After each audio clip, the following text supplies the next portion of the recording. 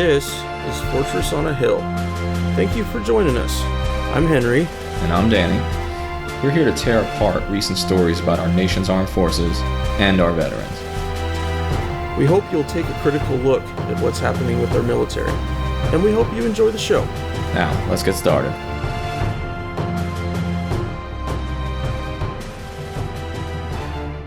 Hey guys, it's Henry here, running solo today. Danny's off doing Danny things. He doesn't tell me and I don't ask. I'm here with Keagan Miller. Keagan, how's it going, man? I'm good. How are you? I'm doing good. Really looking forward to you and I chatting about some things. Keagan is a former cryptological technical technician from the United States Navy from 2009-2013. He worked at NSA Georgia in support of 5th Fleet and intelligence operations in North Africa and the Middle East, such as the Libya mission in 2011, the anti-piracy mission in Somalia, as well as other intelligence support given operations in Yemen and Syria. Since getting out of the military, he has been working with homeless veterans in the nonprofit area and at the county level as a case manager for supportive housing programs. That's an awesome bio, dude. I gotta tell you, that's a lot of fun, but a lot of neat things that you got to experience there. So let's start off with some basics. Tell us about, just give us the brief rundown of your time in the Navy. Oh, well, basically, I joined because I wanted to get money to go back to school. Like most of us do. Yeah. I mean, I joined for very practical reasons. I was 23 when I went in, and I decided that I was like, where do I want to be in 5 years, and what do I want to be doing? And I remember going into the recruiter, and they said, write down 3 goals that you want for yourself. And so I wrote down, I want to get money to go back to school. I want to have a job that I could continue in the civilian world if I wanted, and I wanted to have an experience doing something that I would never get to do in the civilian world. And so yeah, I went to MEPS, and I didn't really have any preconception about what I wanted to do. I didn't really know. I was really open to a lot of things, and I went and I scored high enough that they asked me to be in the nuclear power program, but I was like, I don't want to do that because my dad did that, and he was a nuke electronic technician on a ballistic missile sub, and they just have way too much school, and yeah, it just didn't seem like something fun for me. So the next thing they offered was intelligence work, and it was a linguist first, but that is a weird test that you have to take, and I didn't pass that. So they offered me this other thing, and it was really vague because it has to be. And the only thing that I noticed was that it didn't have a lot of math. So I just was like, okay, yeah, I like that one. Just call it a win. And it was super vague. And but I was like, all right, this sounds interesting. And, I had the fun boot camp experience like everybody does. And I went to school, and I finally learned what the hell I was going to be doing. And that was actually really interesting. I was like, oh, cool, there's all this stuff. And then I went to my command and got moved around a bunch to different shops because I had surgery. So I was med down for like quite a while. But it was good. Like because that happened, I got to work NSA side and Navy side, and that was really different. So it was kind of cool to be on different sides of the mission. Yeah. I'm jealous, man. No, it sounds awesome.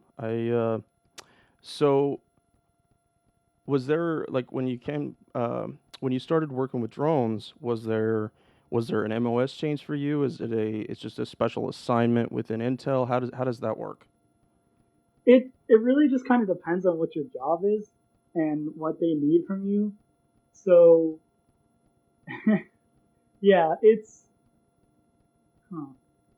yeah, I mean, there's specific missions that are focused on different parts of the platform, like whatever the platform is, whether that's a drone or a ship or a satellite. So there's different things that you're focusing on, Yeah. and uh, so it wasn't like the big thing about the intelligence picture community is I like to make an analogy that it's like a mosaic where everyone has their own little job, and then you put it all together, and that's the intelligence picture.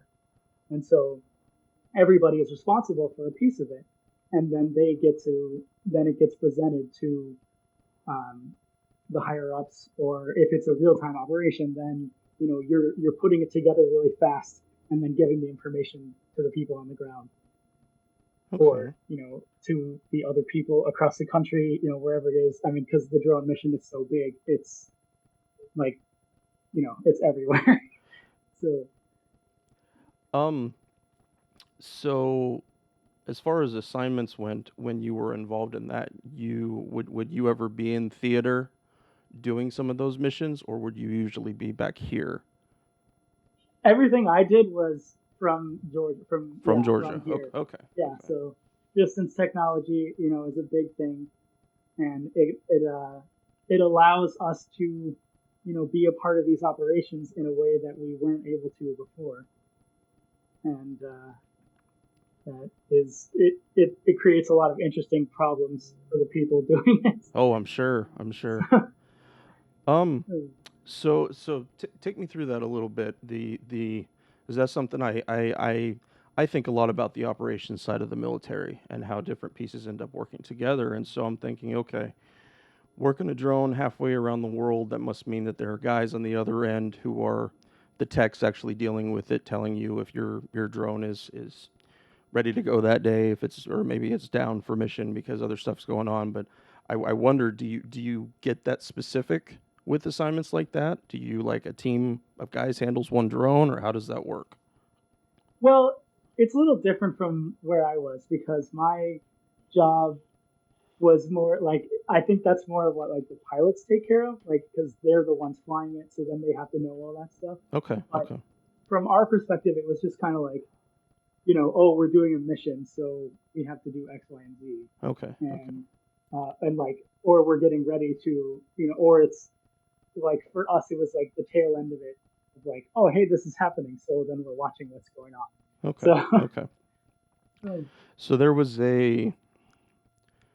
from not being a pilot, there was kind of an operational disconnect then, as far as I'm sure that was another element that was more compartmentalized as far as what you heard about and what you shared back with the pilots.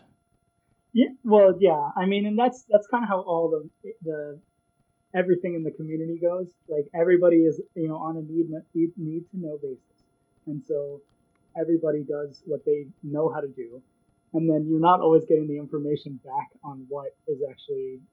I mean, you always know what's happening when it's an operation, Mm-hmm. but when it's just the strategic operations, which are more long term, you might be doing a report and then you don't really know where it's going unless you ask somebody and they're willing to tell you. Ah, okay. So So as far as like you would not work a baseball card for a single terrorist over a long period of time then. It would, you'd have pieces and they would get pushed off to different people and then maybe it might come back to you. well, the way it's different. So like in Iraq and Afghanistan, when people are doing strikes, Mm-hmm. they have people on the ground. There's like a significant human portion of it. Yeah, yeah, yeah. But when you're working missions that are not there, like Somalia and Yemen Mm-hmm. and other parts of Africa, like that's all SIGINT. So that basically means like we're just doing the metadata and tracking their phones, Yeah, yeah. and that's not like it's not 100% accurate. So And so so the so it so in those cases there is no human element to it. It is simply unless maybe somebody on the ground sent you guys something, but you're not going to get actual info from what's happening right there at the source. yeah, no, it's not like um, in like in Iraq or Afghanistan when you have the Apaches or whatever, and they're out doing their missions, and they see some dudes, and they're like, "Oh, they get clearance, and then they can engage." Yeah. Like that's not how it works in other places where we don't have ground elements on the ground. Yeah. And so that can create a lot of difficulty because there isn't that what's the word? There isn't that second confirmation, of Yeah. oh Yeah. yes, this is where that person is. And like you said, if somebody did see something, where uh, where there was like, oh, this person's over here, like that may be a couple hours old, Yeah. and then again, all we have to go off is like the data, and then it just kind of like sometimes people are guessing. They're not guessing because they know when something is on, Yeah. but you don't always know if that's that person. So it Sure. could be Sure.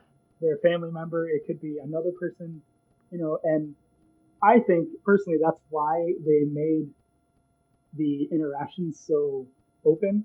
Like as far as saying, in Yemen, they're like every military age male can be considered an insurgent, and so that's everyone from 15 to 70. Yeah. Yeah. And they can say, "Oh, yep, everybody's an insurgent," and I'm like, "How is that okay?" So Yeah. No. I part of what I wanted to talk to you about was the disconnect between the actions of the drone in theater and then all of the work on the back end and how connected those pieces of information are. And thank you so much for recommending Jeremy Scahill's book. I can't believe I hadn't read it already. yeah, Um, it's uh, what's it called again? I'm blanking on a the assassination complex. assassination complex. Thank you, thank Yeah. you.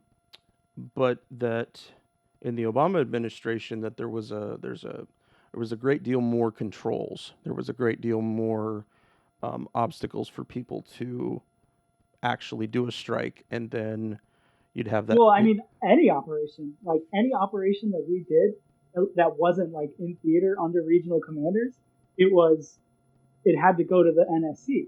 Yeah, yeah, So like, I mean, we had a bunch of missions where it was like, oh, we were ready to go, and then they either got the word back like, oh yes or no, okay, and okay, so that's it, which I think is a good thing. Like, I think far too often we look at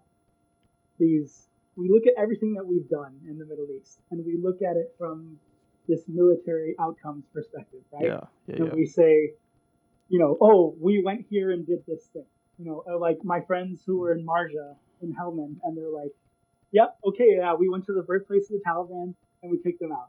But then what happened when you left? They came right back. yeah, yeah, And it's like, we're not changing the situation on the ground because our outcomes are wrong. We're looking at the wrong outcomes. We're looking at military ones instead of diplomatic ones and cultural ones. And like, how do we get the people on the ground to feel better about their lives and have some kind of agency? And yes. we don't ask those questions because we're not, like, as far as the military goes and the military industrial complex, like, we're not interested in that because we want to spend the money, we want to keep being there, we want to keep doing these things. And yeah, I get so frustrated about it because it's, as you guys have mentioned, everyone is calling this a generational war, and the rest of us who have been a part of it and been like in this machine are just like, what are you thinking? Absolutely, absolutely. It is, and it's. I know for me, since we started the podcast, that I've ventured out into so many topics that I did not realize the military and our ongoing operations have bled into. And for example, and something I haven't read about yet, you may have, but I wonder if the hard strikes that we did by the CIA in 2011, 2012 in Yemen were very much bigger precursors for the civil war that's going on there. Granted, I like I said, I haven't got a chance to really look at it yet, but we don't talk about that. We don't talk about the possibility that a country that may have escaped most of the global war on terror somewhere in the Middle East, but yet we still, they still got dragged in some way, ethnically or socially, and then they're now part of it too. Yeah, yeah. I don't know. I mean, there's so many factors involved with something as crazy, as Syria or Yemen, and you have all of these powers in the Gulf countries that want to exercise their militaries and they want to exercise their ability to Mm-hmm. project power. I want to see them strong. And we are more than welcome to, or we are more than willing to push that forward because we know that we're going to continue supporting them. Yeah. Or they know that we're going to continue supporting them because we want their friendship and their oil. Yeah, yeah. And we want forces that we can use so that dead American troops doesn't show up on the news as often as it used to. I think that's the most important thing is that we can look at these countries' exercises of power and say, if you're just doing a cursory look, you can say exactly that. Of, oh, well, at least we're not sending people there. Yeah. And people make the same argument with drones as, oh, we're, not sending people there. There's not troops on the ground. It's like, but the biggest problem is how nobody's asking the question, how is that impacting the people on the ground? What do they feel like when we have, when we have aircraft overhead or unmanned aircraft?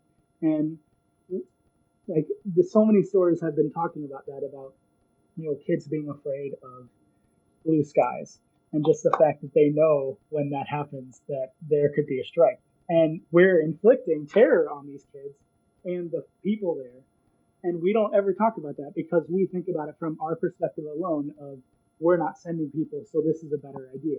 And on top of that, where is the recourse? There is no recourse for the people. No. I mean, no. when they had those folks come, I forget when it was, 2011 or 12, when there was a bunch of people that were suing the government from Yemen, and they were suing the Yemeni government, and they came to the United States to talk to Congress, and only 5 congressmen showed up. And if that doesn't demonstrate the power of the defense contractors and how nobody wants to be seen as against the military machine, I don't know what else does. No, absolutely. We got a chance to sit down with Iona Craig of The Intercept earlier this year, and she's awesome. Yeah, oh no, she's great. I love. I'm actually gonna try to get in touch with her here because I think she's back in the UK for a little bit. But the picture that she paints of being there on the ground, and the story that she told about trying to get to the site of that ambush from January 2017 there in Yemen, which if any of you guys haven't read it yet, please go out and read it right now. It is an amazing story.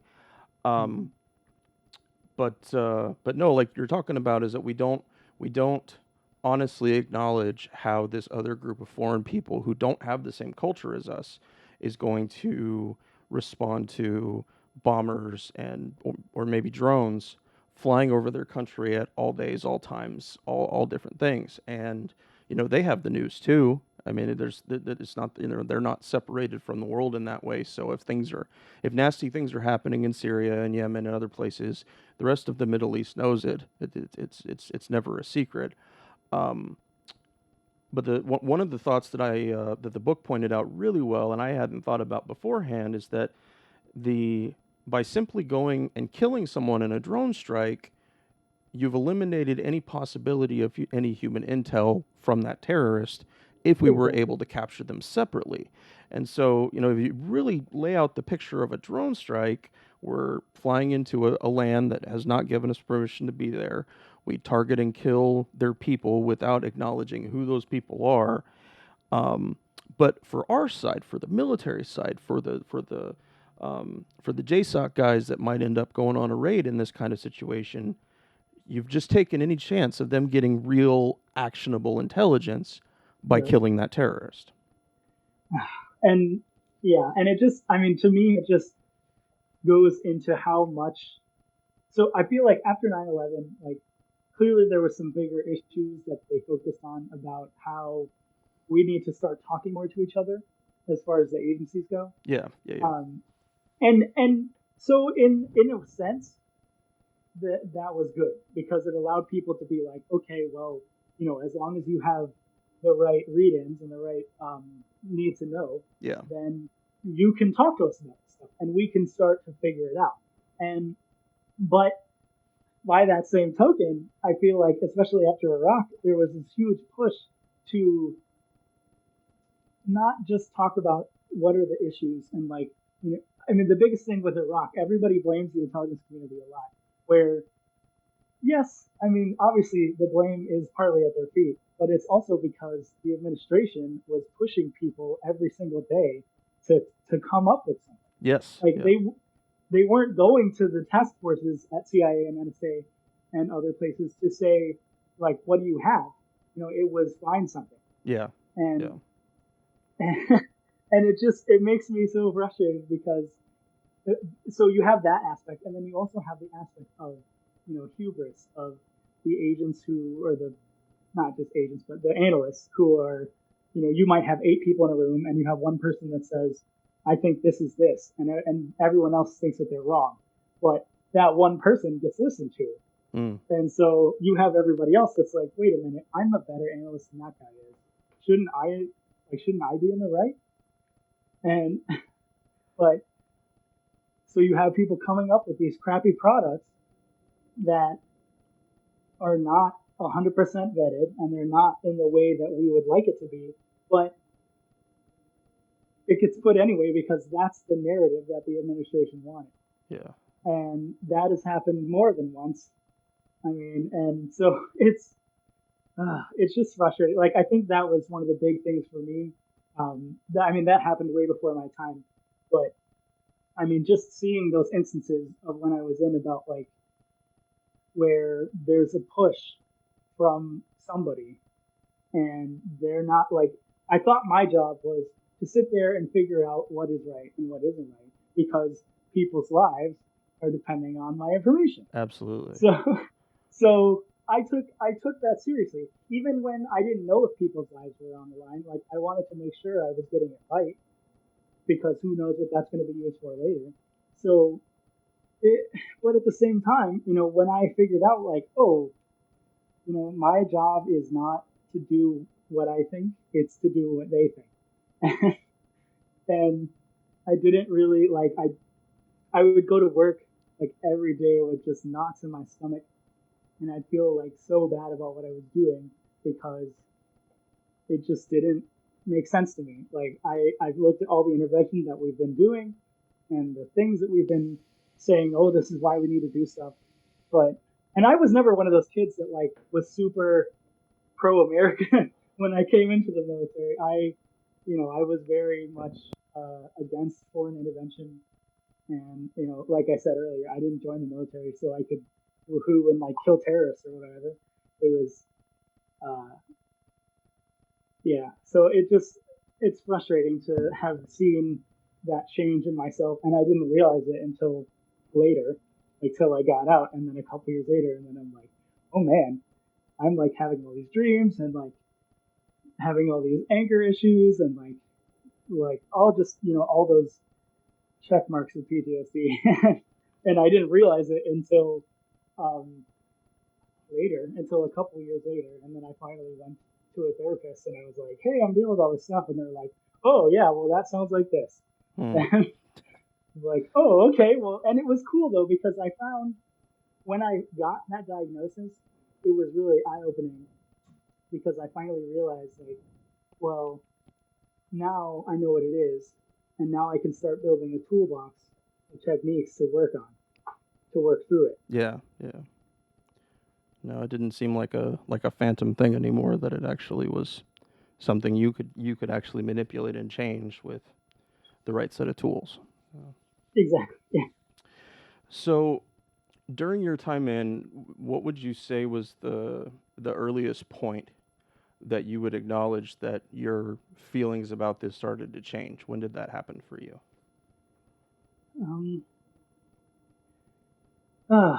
Let's see. I mean, 2012 was just a really shitty year for me personally and professionally. And that was the year after you got out, right? No, I got out in 2013. 2013. Okay. So this was my second to last year in. Okay. And Yeah, I mean, I was going through a divorce, and I had someone come visit me, like an old friend come visit me, and ended up like assaulting me and taking some stuff. Holy And shit. yeah, and I had, and I mean, and then at work, like I continued to have this feeling of I am not doing, I wasn't following my principles, and I mean, I sucked it up, of course, because it's my job, and you have to. I feel like otherwise I would have gone crazy.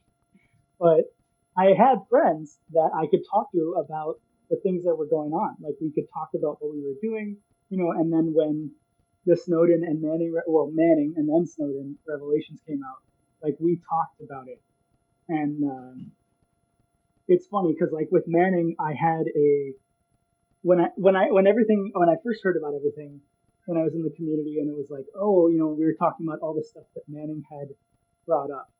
I I admit I didn't really have a good grasp on everything, and I just looked at what they were telling me, and I was like, oh, this guy did some bad stuff, But then when I read the trial transcripts, actually, of what Manning said and what she was able to talk about and the way why she did it, like it changed my perspective entirely because I put myself in her position and I was like, well, I've seen and done some stuff that I'm not very proud of. I'm like, what if I made that decision? And how would I feel about it? I mean, I would have to make damn sure that anything that I did would be my conscience would have to be okay with it, regardless of the consequences. And so that's when I started thinking like, okay, this was a really courageous thing that she did, Yeah. and I mean, and I had, and like I said, I had friends, and we talked about it, and we were all like, I don't know what I would do if I was in that position. And yeah, and then the Snowden thing happened, and I had friends that worked at NSA Hawaii that worked with him, and they just kind of like brushed it off, and they're like, oh, he was just one of those guys that would go to a bar and say, oh, I can't tell you what I do, blah blah blah, but still, like he made the decision to bring stuff up that put his life in danger in a big way. And nobody, yeah, I mean, it's for anybody to say that they're a traitor or they don't know what they're doing is just, it's not. I can't agree with it because it takes a lot of courage for somebody to uproot their entire life like that in the name of principle. Yeah. I'll admit I went through a similar process with both of them. Um, I as far as Snowden was concerned, I was more concerned with the information, and but as the fact that he lives in Russia and probably will never ever step foot on American soil again, it's a pretty high cost, and people want to make it sound like he's on some kind of luxurious vacation, that the Kremlin treats him really well. No, this is a prison cell for him. And people forget that wasn't his final destination. No, it wasn't. He was trying to go to Ecuador, I believe, and they stopped him at customs and took his passport. Yep. So he is not there by choice.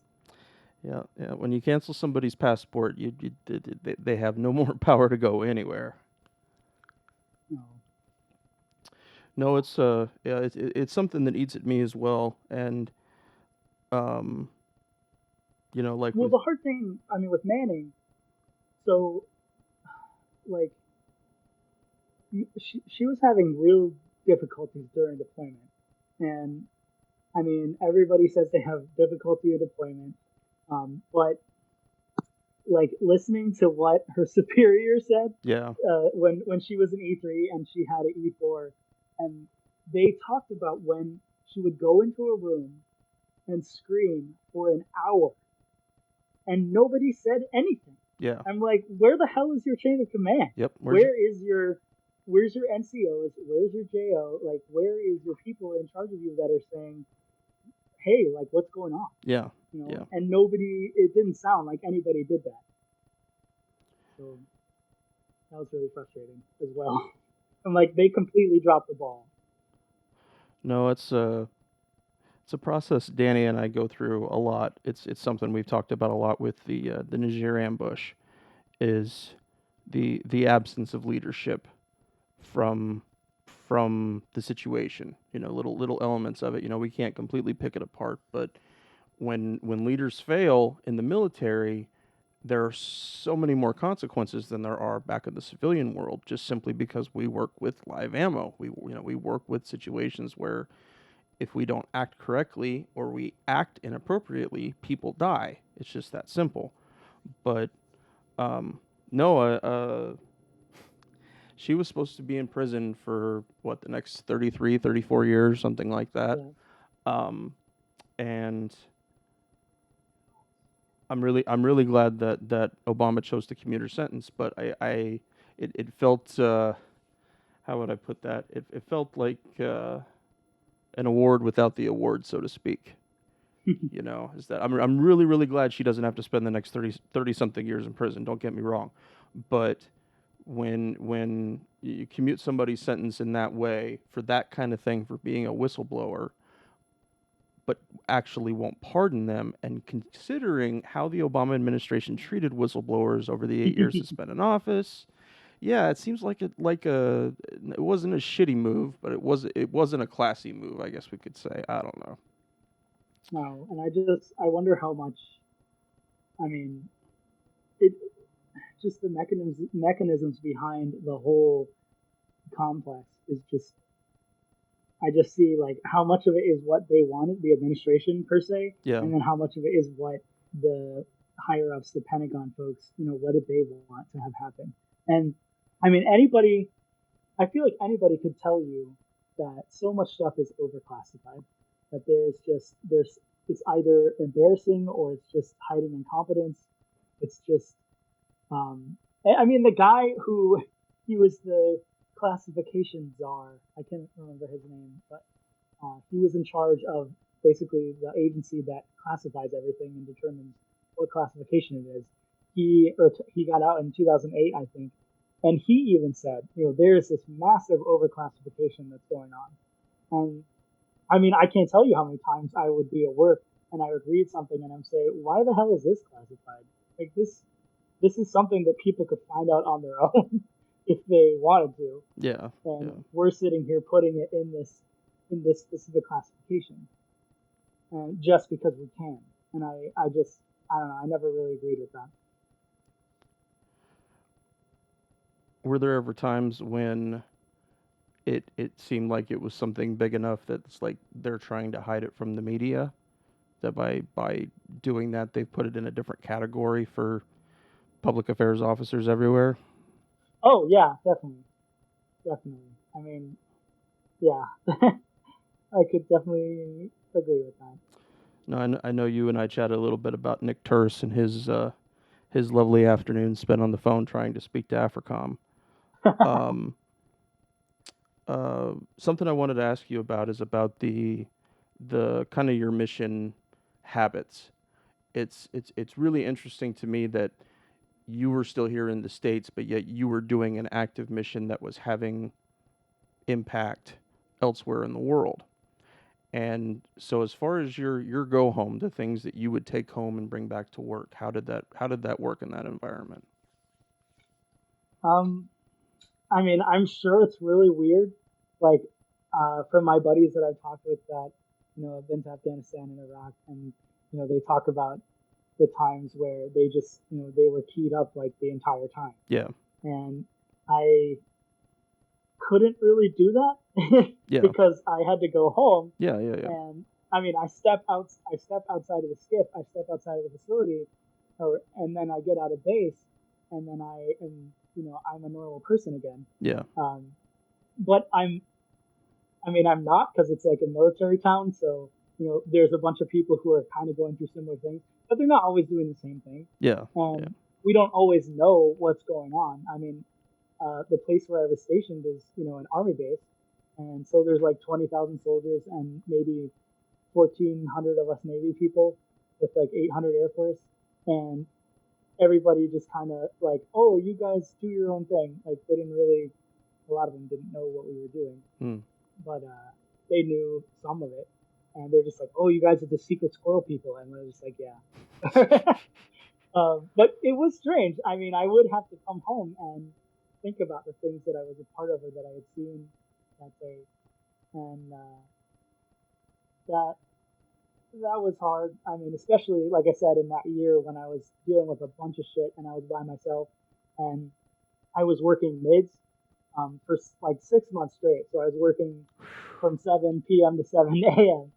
And my schedule is whack. Like everybody else has like a normal schedule, and I am just kind of sitting at my house by myself with all these reminders and stuff. And it was not good. I mean, I can tell you, I would go out and buy beer, and then the minute that I ran out, I would go out and buy some more, and just like, yeah, I mean, that's kind of how I coped with things for quite a while until I, started engaging and became more social. And uh, like I said, I was able to have friends that I could talk about these things with, and it made me feel not so in my own head. Good, good, good. So that, yeah, and I mean, we could sit there and be critical of what we were doing in a way that wasn't um, necessarily impacting our ability to work. It was just like we could go home and then be like, "That was fucked up," Yeah, yeah. and and then we could be like, "Yeah," and it was really nice to be able to. I feel like when you become an adult and you're able to, you can hang out with your friends and just have a bottle of wine or like a beer and just talk for like 2 hours, and you don't have to do anything other than that. And it was really nice to be able to do with the people that I call like my best friends. No, that's really the key love, the key connection that service members, that we come away with. And um, I think it's probably the most important thing we do in terms of dealing with PTSD is creating those connections and maintaining them, because we really feel heard. That it as opposed to telling Joe down the street that the person you're speaking to has a similar experience or the same experience.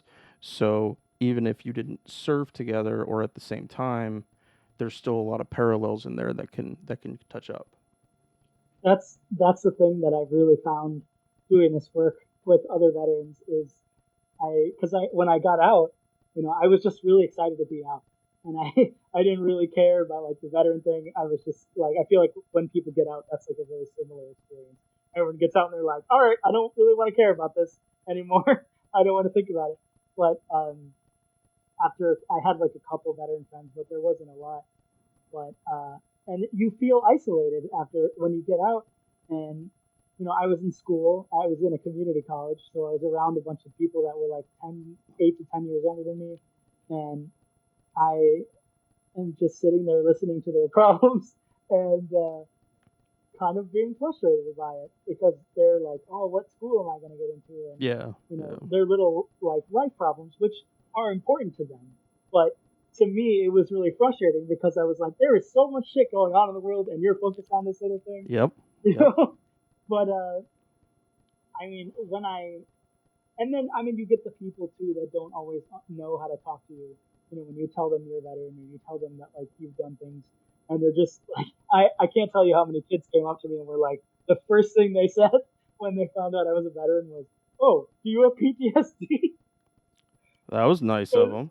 I'm like, yeah. And I mean, I remember I did that at this party, and this girl, she brought this other girl up, and they were like, "Oh, hey, Keagan was in the military, blah blah blah," and she's like, "Oh, do you have PTSD?" And there was a guy behind me, this Marine guy, and he's like, "Whoa, whoa, whoa!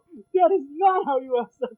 No, no, no, no, no, And no. yeah, and I just kind of laughed it off because at the time I didn't really think that I did. I made all these rationalizations as to why I didn't have it, and but then coming when I came up here and I started working with veterans and I began to understand what it means to be a veteran, like that camaraderie that you have that transcends generations. And it's just this feeling of, we all did this thing together and, we did it at different times for different reasons, but it's a very special thing that is really uniting. And I didn't really know what that was until I started doing this work and helping out other veterans and getting to understand their stories. And just the fact that we can sit there and like talk shit and like crack jokes to each other, regardless of how old they are, it's a really nice experience, and it really makes me feel good doing what I'm doing.